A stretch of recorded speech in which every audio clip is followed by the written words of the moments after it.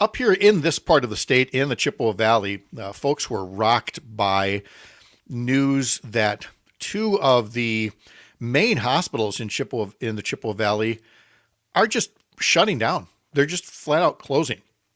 They are owned by a conglomerate called HSHS, which is the Hospital Sisters Health System. And these two Catholic hospitals are Sacred Heart Hospital in Eau Claire and St. Joseph's Hospital, which I can see out my window here in Chippewa Falls, right across a couple of cornfields over here.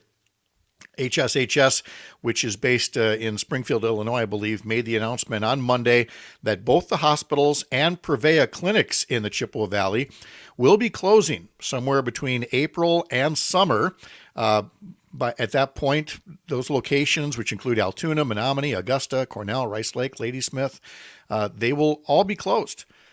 HSHS says the decision comes after, quote, prolonged operational and financial stress related to lingering impacts of the pandemic, inflation, workforce constraints, local market challenges, and other industry-wide trends, end quote.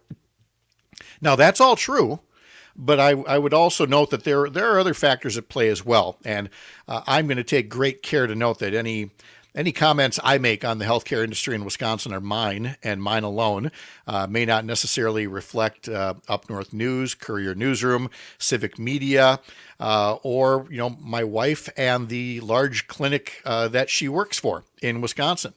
But as a journalist, as an elected official, now in my role as founding editor at Up North News, I've seen plenty of decisions made by various players in the healthcare industry over the years, and this did not happen in a vacuum. There have been decisions made throughout the course of years that set the stage, in this case, for HSHS to not be able to compete with some of the other players in the Chippewa Valley, specifically Mayo Clinic and Marshfield Clinic, both of which have hospitals in Eau Claire as well. It was a 2-hospital town for the longest time. Then Marshfield Clinic built a hospital in Eau Claire, so it was a 3-hospital town along with many clinics. And HSHS just eventually came out on the losing end of that through a whole host of factors. And I'm thinking back to, again, my earliest days covering healthcare as a reporter and being interested in the political movements around healthcare. And I recall, I'm old enough to remember the days of the Hospital Rate Setting Commission. Hospitals used to be much more tightly regulated, including the decisions on beds, including the decisions on whether you could build a hospital in one area or another. Now, some will say, well, that's just too much government. That's government micromanaging healthcare. I would contend the pendulum has now swung too far the other way. For a hospital to just up and close as part of a corporate decision is probably not the thing that we would most want either. Is healthcare not a monopoly? Is healthcare a utility that should be more tightly regulated? Some would be able to make the case for that, especially those who would like to see single-payer health insurance as exists in much of the rest of the developed world.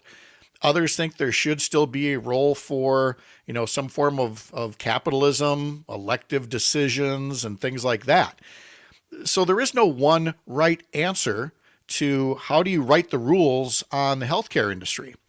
It just seems to me that when you get to the point that a hospital the size of Sacred Heart in Eau Claire can just up and close because of a company's decision, because of a host of other factors that came up over the years, it just tells me we still have a long way to go in this country to get healthcare right. And I mean that seriously, to get healthcare right. We have figures on maternal mortality and so many other benchmarks where we trail other developed countries. We like to think that we're all that in the United States with our healthcare. We most decidedly are not. We're still the only major developed country where people go bankrupt because they got sick or because they got in an accident or they got laid off and they couldn't afford their health insurance anymore. That's not supposed to be normal, where you go bankrupt through no fault of your own getting cancer. or something like that. We still do the charcoal chicken dinners and all of the other pass the hat activities to keep people alive. We have a lot of work to do to get healthcare right. We talk about it mostly about coverage, say the Affordable Care Act. Can you get health insurance coverage? But plenty are still saying, why are we still talking about health insurance? Why aren't we talking about just covering people when they get sick and covering the things that keep us well? Unfortunately, far too many Americans who appreciate capitalism, who appreciate the free market system, still are driven by profit more than human compassion when it comes to how we care for one another as a healthcare industry. And as folks in the Chippewa Valley are going to find out, this current model comes back to bite you hard at times. Now, there, of course, are still 2 large, significant hospitals in Eau Claire, but there's now 1,000 people affected by these hospital and clinic closures who are going to be losing their jobs. It's like here in Eau Claire when Unraveled, the old tire factory, shut down, and that was something like 1,500 jobs. It's a big blow to the local economy. And while it may shake out in the end, a lot of these folks are quite likely to find jobs because it's not just Mayo, it's not just Marshfield, it's just about every other part of the healthcare sector is experiencing a labor shortage right now. So some very good people are about to come onto the job market and hopefully find new work not too far from where they are. But the whole notion that we have to shake up the system in this manner tells us that the people who represent us in Washington, Madison, and elsewhere, we still have quite a ways to go to get healthcare right in the year 2024.